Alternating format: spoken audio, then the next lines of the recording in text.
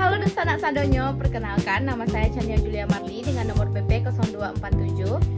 Halo teman-teman, perkenalkan nama saya Nisma Dahadal Munte dengan BP 230268. Di sini kami akan mempresentasikan tentang monitoring tangki air berbasis ESP32. Nah, di sini ada beberapa komponen utama yang kita butuhkan, yaitu ada kabel jumper, sensor ultrasonik, ESP32 expense board, kemudian ada node MCU ESP32, dan ada LCD display 16x2 dan kabel micro USB. Kemudian setelah seluruh komponen disiapkan, tahap berikutnya adalah proses perakitan alat. Perakitan dilakukan dengan menghubungkan setiap komponen ke ESP32 sesuai dengan rancangan sistem agar seluruh perangkat dapat saling berkomunikasi dengan baik.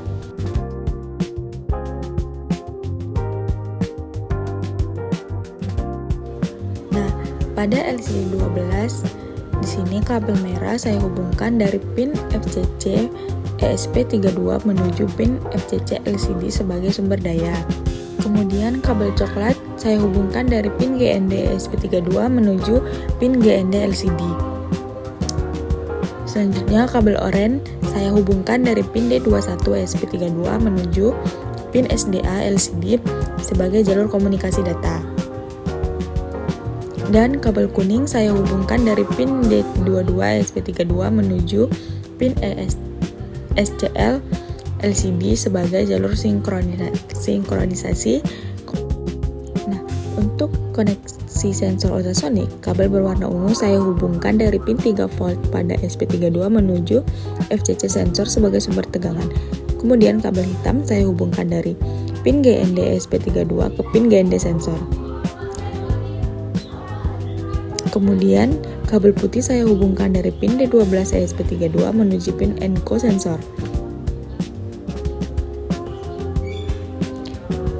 Sedangkan kabel abu-abu saya hubungkan dari pin D13 ESP32 menuju pin trigger sensor.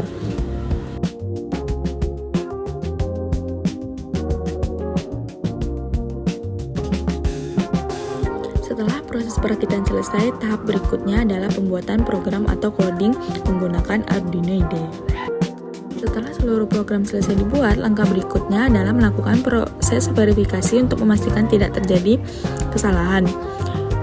Jika proses verifikasi berhasil, program kemudian diunggah atau diupload ke dalam microcontroller ESP32 melalui Arduino IDE menggunakan kabel USB.